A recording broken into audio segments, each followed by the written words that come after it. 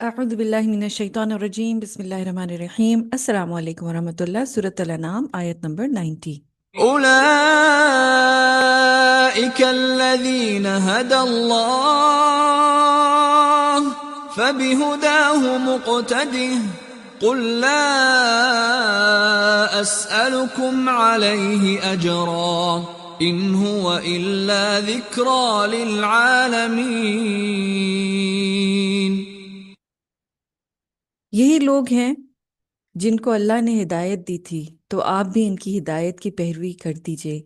कह दीजिए कि तुमसे इस पर किसी अजर का तालिब नहीं हूँ, ये नहीं है मगर तुम तमाम जहान वालों के लिए याद दहानी।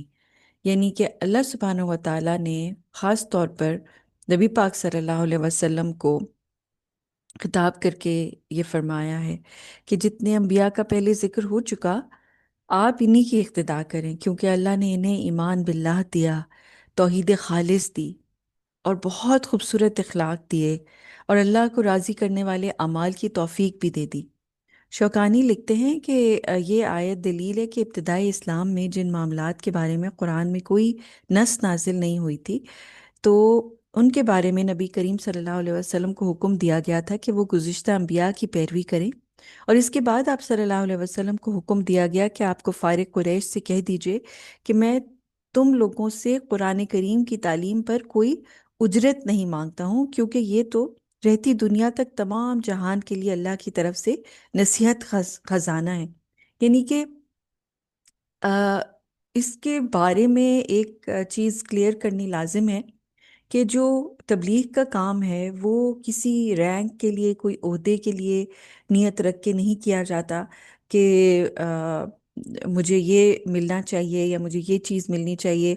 या नबी पाक सल्लल्लाहु अलैहि वसल्लम जो कुफ़ार को ये बात बता रहे थे, तो ये ख़ास तौर पर बताया गया कि उनको ये फियर करने की ज़रूरत नहीं है कि मैं तुमसे कोई ख़जाने तलब कर रहा हूँ या तुमसे कोई चीज़ मांग रहा हूँ जिसके खौफ से फिर तुम जो है वो इस्लाम के दायरे में नहीं आ रहे। उलमाए तफसीर ने लिखा है कि यह आयत दलील है कि नबी करीम सल्लल्लाहु अलैहि वसल्लम तमाम जिन्नों और इंसानों के लिए रसूल बनाकर भेजे गए थे। और यहाँ जो ये फरमाया है कुल्ला अस्अलुकुम अलैहि अजरा, इससे फुक़हा ने इस्तदलाल किया है कि तालीम और तबलीग अहकाम पर उजरत लेनी जायज़ है।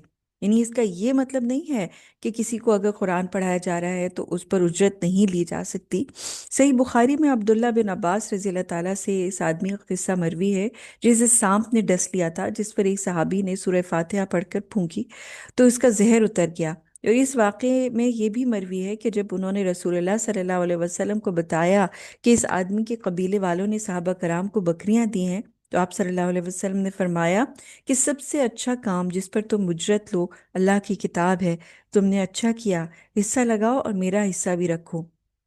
इमाम शौकानी लिखते हैं कि रसूलुल्लाह सल्लल्लाहु अलैहि वसल्लम का ये कौल आम है जो तालीम कुरान, तिलावत कुरान, हस्ब तलब कुरान पढ़कर दम करने और इस हदीये को शामिल है जो कारी कुरान को इसलिए दिया जाता है कि वो कारी है। यानी कि अब जो भी कुरान से रिलेटेड कोई अगर सर्विस पेश की जा रही है तो उसके ऊपर कोई उजरत लेना वो जायज़ है, इसलिए क्योंकि ये दो बिल्कुल अलग अलग बातें हैं। ठीक है। सो आप सल्लल्लाहु अलैहि वसल्लम ने कुफार मक्का को बगैर किसी किस्म के अल्टीरियर मोटिव्स के ये तबलीग की थी। कोई जहन में ये चीज़ नहीं थी कि उनको कोई सरदार बनाया जाए या कोई उनको पोजीशन दी जाए या उनको कोई पैसा दिया जाए। सो तबलीग का काम जो है जब किया जाता है तो उसमें नीयत ये नहीं होती है। और कुरान पढ़ना पढ़ाना वो एक अलग चीज़ है, वो एक सर्विस है, वो एक तालीम का काम है, वो लोगों तक इस दीन को पहुंचाना है। तो जो अगर कोई शख्स जो है वो तालीम हासिल करना चाह रहा है और उसके लिए वो मुअल्लिम को उजरत दे रहा है, तो ये चीज़ जायज़ रखी गई है। और फिर ये कि इन हुआ इल्ला ज़िक्रा लिल आलमीन, कि ये तो तमाम जहानों के लिए एक याद दहानी है, एक नसीहत है। तो जिस तक जिस तरह चाहे ये पैगाम पहुंचा सकें, पहुंचाना लाजमी है।